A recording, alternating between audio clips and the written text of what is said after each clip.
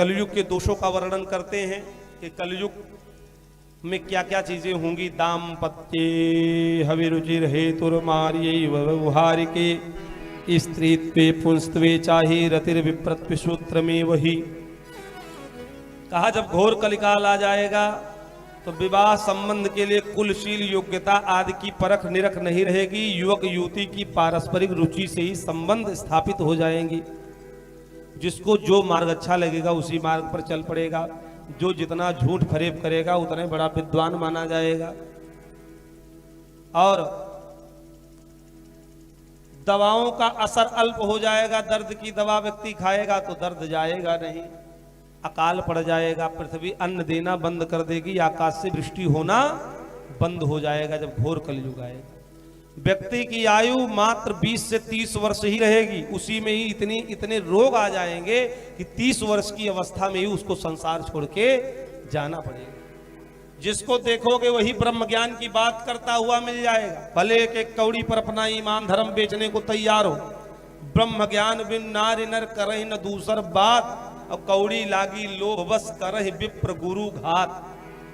ऐसे लोग कलयुग में उत्पन्न हो जाएंगे। गुरु शिष्य से शुल्क तो ले लेगा लेकिन विद्या का अध्ययन नहीं कराएगा। तो ये तमाम दिक्कतें कलयुग में आना प्रारंभ हो जाएंगी। अन्न तृष्णा और व्याधियों के कारण दुखी कलयुग के मनुष्यों का शरीर अल्पाकार हो जाएगा और आश्रम घर जैसे हो जाएंगे। इस प्रकार से घोर कलयुग व्याप्त होने पर कलयुग के 4,32,822 वर्ष में जब 822 वर्ष बचेगा, 4,32,000 की आयु में 822 वर्ष जब बचेगा तब भगवान का पुनः अवतार होगा। भागवत में लिखा है कहां पर भगवान अवतार लेके आएंगे कलयुग में। संभल ग्राम मुखस्य ब्राह्मणस्य महात्मनः भवने विष्णु यशः कल्कि प्रादर भविष्यति। कहा मुरादाबाद के संभलपुर नाम के गांव में विष्णु यश नाम के ब्राह्मण के यहाँ भगवान कल्कि अवतार लेकर के आएंगे। लेकिन कब? कलयुग की आयु 4,32,000 है। जब 4,32,000 में 822 वर्ष खाली बचेगा तब। अभी 5,000 कुछ वर्ष बीता है। न जाने कितने बार हमको मरना पड़ेगा, फिर आना पड़ेगा, तब भगवान अवतार लेके आएंगे। लेकिन अभी से भविष्यवाणी भागवत में सुखदेव जी महाराज राजा परीक्षित से कर दिए कि मुरादाबाद के संभलपुर नाम के गांव में विष्णु यश नाम के ब्राह्मण के यहाँ उस समय देवदत्त नाम के घोड़े पर भगवान बैठ करके हाथ में तलवार लेकर के छुपे हुए देश में छुपे हुए चोर डाकुओं को ढूंढ ढूंढ करके भगवान मारेंगे और पुनः धर्म की स्थापना करेंगे। बोले कल्कि भगवान की जय हो। 4 युग हैं कलयुग, द्वापर, त्रेता, सतयुग। सतयुग की आयु 17,28,000 वर्ष है। त्रेता की आयु 12,96,000 वर्ष है और द्वापर की आयु 8,64,000 वर्ष है और कलयुग की आयु 4,32,000। सबसे कम आयु कलयुग की है। सुखदेव जी महाराज राजा परीक्षित को बंधु अंतिम उपदेश देते हैं। हे राजन, हे परीक्षित, त्वम तु राजन मरिष्येति पशु बुद्धि मिमाम जही। तुम अपने पशु बुद्धि का परित्याग कर दो।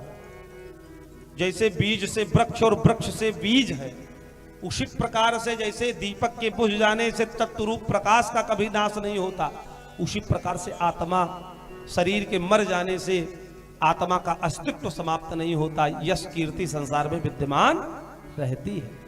इसलिए तक्षक तो आएगा, डसेगा, तुम्हारी मृत्यु होगी, लेकिन तुम्हारी यश कीर्ति सदा सर्वदा के लिए संसार में प्रतिष्ठित हो जाएगी। और कुछ सुनना हो तो बताओ, बाकी हमने तो संपूर्ण कथा आपको सुना दी। परीक्षित चरणों में गिर गए, गुरुजी मेरा तो जीवन धन्य कर दिया, आपने कृतकृत कर दिया। सुखदेव महाराज कहते हैं मैं जा रहा हूं, तुम पूर्व की ओर मुख करके और एकाग्रचित होकर के आत्मा को परमात्मा में लीन करके बैठ जाना। तक्षक आएगा, डसेगा, तुम्हें आभास भी नहीं होगा। सुखदेव जी महाराज अपने स्थान से उठे। परीक्षित जी ने चरणों की पूजा की, अर्चन बंदन किए। अपने शिष्यों के साथ भागवत के मंत्रों का, श्लोकों का गान करते हुए सुखदेव जी महाराज जंगल में चले गए।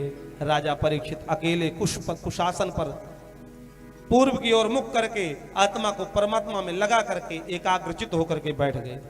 समीक मुनि के पुत्र श्रृंगी का श्राप लगा था, 7वें दिन तक्षक आएगा, तो 7वां दिन था, तक्षक चल दिया।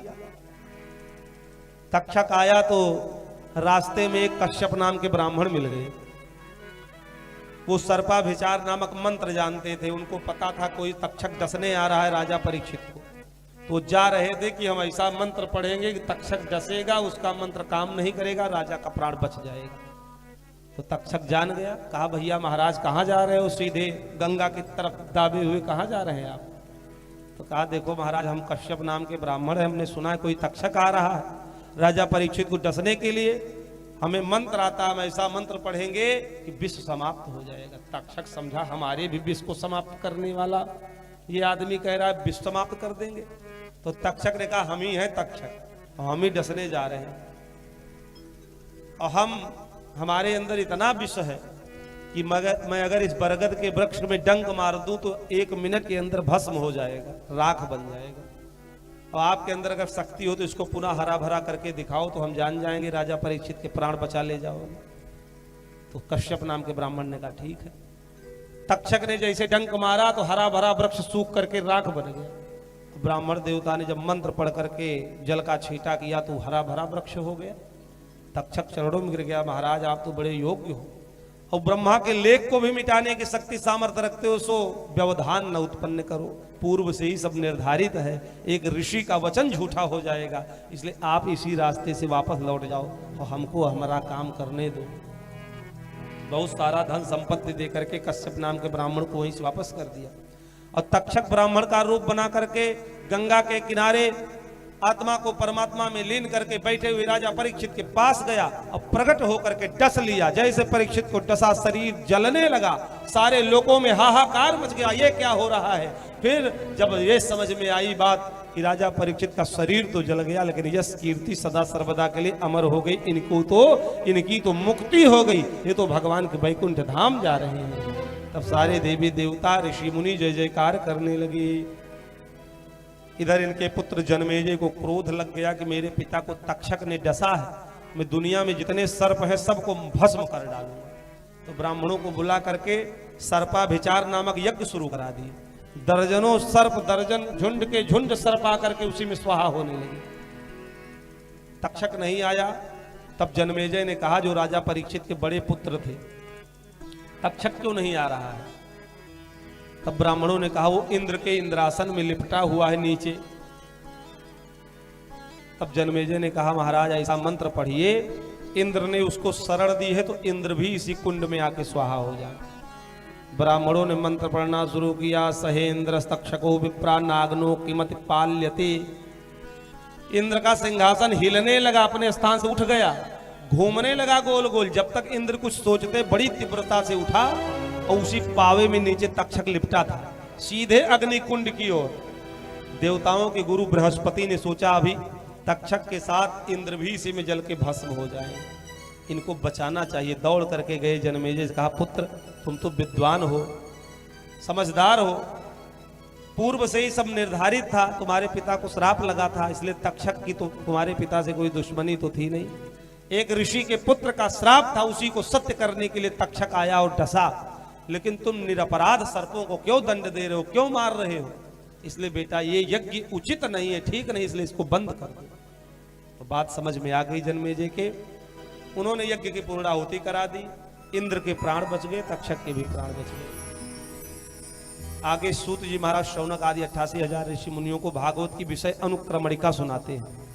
आइए 2 मिनट में हम सब भागवत की विषय अनुक्रमणिका सुनते हैं। जो लोग आज ही केवल आए हैं विश्राम दिवस की कथा में, वो अगर इस विषय अनुक्रमणिका को सुन लेते हैं, संपूर्ण कथा सुनने का लाभ मिलता है।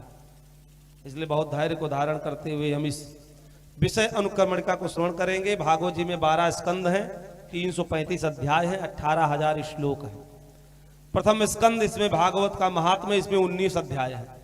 इसमें भक्ति ज्ञान वैराग्य आत्मदेव गोकर्ण उपाख्यान व्यास नारद प्रसंग राजर्षि परीक्षित को किस कारण श्राप मिला उसका निराकरण, ये प्रथम स्कंद में इतनी कथा है भागवत की। द्वितीय स्कंद में भैया 10 अध्याय हैं। इसमें योग धारण, नारद ब्रह्मा संवाद, अवतार वर्णन, प्रकृति सृष्टि, सृष्टि उत्पत्ति। तृतीय स्कंद, इसमें 33 अध्याय हैं। इसमें विदुर उद्धव संवाद, विदुर मैत्रेय समागम, पुराण संहिता, हिरण्याक्ष मनु सदरूपा प्रकरण, करदम, प्रजापति चरित, कपिल उपाख्यान, माता देवहूति उपदेश। चतुर्थ स्कंद, इसमें 31 अध्याय है। इसमें मनु कन्या वंश वर्णन, नर नारायण प्रकरण, मारीच 9 प्रजापतियों की उत्पत्ति, दक्ष का यज्ञ संपन्न कराना, ध्रुव चरित्र, प्रथु चरित्र, प्राचीन बरही और नारद संवाद। पंचम स्कंद, इसमें 26 अध्याय हैं बंधु। इसमें प्रियव्रत उपाख्यान, नाभि, भरत और ऋषभदेव चरित्र, नरकों का वर्णन पंचम स्कंद में है। षष्ठम स्कंद, इसमें 19 अध्याय हैं। प्रचेताओं से दक्ष की उत्पत्ति, दक्ष पुत्रियों की संतान, वृत्तासुर प्रकरण एवं इंद्र द्वारा उसकी स्वदगति। सप्तम स्कंद, इसमें 15 अध्याय हैं। दैत्यराज हिरण्याकश्यप और हिरण्याक्ष का जन्म, दैत्यराज भक्त शिरोमणि प्रहलाद का चरित्र सप्तम स्कंद में है। अष्टम स्कंद, इसमें 24 अध्याय है। इसमें मनवंतरों की कथा का वर्णन, गजेंद्र मोक्ष, विभिन्न अवतारों का वर्णन, कर्म, मत्स्य, वामन, धन्वंतरी, हयग्रीव, देवासुर संग्राम आदि वर्णन अष्टम स्कंद में है। नवम स्कंद, इसमें 24 अध्याय हैं। सूर्यवंश के राजाओं का वर्णन, इक्ष्वाकु का जन्म, वंश विस्तार, सुदुम्न चरित्र, इलाख्यान, नृगाख्यान, सुकन्या चरित्र, सरयती, खटवांग, मानधाता, सौभरी, सगर, भगवान राम का जन्म भी इसी नवम स्कंद में हुआ है। जनक की उत्पत्ति, परशुराम अवतार, चंद्रवंश के राजा नहुष, याति, दुष्यंत तथा उनके पुत्र भरत, शांतनु, भीष्म, यदुवंश का वर्णन। और इसी नवम स्कंद में वसुदेव के घर भगवान श्री कृष्ण का प्राकट्योत्सव, गोकुल में नंदोत्सव, भगवान का जन्म की कथा 9वें स्कंद में है। दसम स्कंद भागवत का बहुत बड़ा है, इसलिए इसका 2 भाग बनाना पड़ा, एक उत्तरार्ध और एक पूर्वार्ध। जो उत्तरार्ध है उसमें 49 है, और जो पूर्वार्ध है उसमें 49 है, जो उत्तरार्ध है उसमें 31 है। कुल मिला के 90 अध्याय हुआ। तो जो पूर्वार्ध है उसमें पूतना वध की कथा है, सकटासुर, वकासुर, तृणावत, वत्सासुर, कालिया दमन, गोवर्धन लीला, महाराज, शंखचूड़, अरिष्ट और केसीवत, चारूर, मुष्टिकवत, कंसवध, उग्रसेन को राज, माता पिता को कारागार से मुक्ति, विद्या, धन तथा पुत्र ला करके दक्षिणा में देना। और दसम स्कंद के उत्तरार्ध में जरासंध को हराना, काल्यवनवध, द्वारिका निर्माण, रुक्मणी विवाह, भौमासुरवध, 16,108 विवाह, शिशुपाल आदि का वध, कौरव पांडवों को युद्ध करा करके पृथ्वी के भार को हल्का करना। एकादश स्कंद 11वें स्कंद में भैया 31 अध्याय। इसमें ब्राह्मणों के श्राप के बहाने अपने कुल का संहार कराना, श्री कृष्ण उद्धव संवाद, आत्मयोग के द्वारा देह त्याग, स्वधाम गमन। द्वादश स्कंद अंतिम 12वां स्कंद, इसमें 13 अध्याय है। इसमें युगों के लक्षण, वृत्तियां, कलयुग मनुष्यों की वृत्तियां, 4 प्रकार के प्रलय, राजसी परीक्षित का देह त्याग और कथा का सार। यह है 12 स्कंद, 335 अध्याय, 18,000 श्लोक की विषय अनुक्रमणिका। जिन लोगों ने इसको श्रवण किया उनको संपूर्ण कथा को श्रवण करने का लाभ मिलता है, ऐसा शास्त्र में कहा गया है। आगे श्री सूत जी महाराज शौनक आदि 88,000 ऋषि मुनियों को कहते हैं, हे ऋषियों, तुमने जो 6 प्रश्न किए थे हमने उसका उत्तर दे दिया है, अब कुछ और सुनना हो तो बताओ। सारे ऋषि मुनि चरणों में गिर गए। तब सूत जी महाराज ने भागवत का जो विश्राम का श्लोक है, अंतिम श्लोक का पाठ करके अपनी वाणी को विराम दिया। आइए हम सब भी आज कथा का विश्राम हो रहा है, तो पहले प्रथम श्लोक का गायन करेंगे। पहले हम बोलेंगे, फिर आप बोलना जहां से कथा शुरू हुई है, और फिर उसके बाद लास्ट वाला श्लोक बोलेंगे जहां कथा विश्राम हो रही है। पहले हम बोलेंगे, फिर आप बोलना। पहले प्रारंभ का श्लोक बोलेंगे जहां से कथा शुरू होती है। सच्चिदानंद रूपाय, सच्चिदानंद रूपाय, विश्वोत्पत्त्यादि हेतवे, विश्वोत्पत्त्यादि हेतवे, तापत्रय विनाशाय, तापत्रय विनाशाय, श्रीकृष्णाय वयं नुमः, श्रीकृष्णाय वयं नुमः। सच्चिदानंद रूपाय, विश्वोत्पत्त्यादि हेतवे, तापत्रय विनाशाय, श्री कृष्णाय वयं नमः। यहाँ से कथा शुरू होती है और इस श्लोक पर कथा विश्राम होती है। अंतिम श्लोक पढ़ेंगे। नाम संकीर्तनम यस्य, नाम संकीर्तनम यस्य, सर्व पाप प्रणाशनम, सर्व पाप प्रणाशनम, प्रणामो दुख शमनस्तम, प्रणामो दुख समनस्तम, नमामि हरिं परम, नमामि हरिं परम। नाम संकीर्तनम यस्य सर्व पाप प्रणाशनम, प्रणामो दुख शमनस्तम, नमामि हरिं परम। प्रारंभ के श्लोक में भी भगवान के नाम की व्याख्या है और अंतिम विश्राम वाले श्लोक में भी भगवान के नाम की ही महिमा बताई गई है कि नाम संकीर्तनम यस्य, जो भगवान के नाम से जिसको श्रद्धा प्रेम हो जाएगा, उसके संपूर्ण सर्व पाप प्रणाशनम, पाप ताप संताप समाप्त हो जाएंगे। प्रणामो दुख शमनस्तम नमामि हरिम परम। ऐसे भगवान के चरणों में हम सब प्रणाम करते हैं। अंतिम श्लोक का गायन करके श्री सूत जी महाराज अपने स्थान से उठे। शौनक आदि 88,000 ऋषि मुनि अपने अपने आश्रम में चले गए, अपने अपने स्थान पर चले गए। सूत जी अपनी कुटिया में चले गए।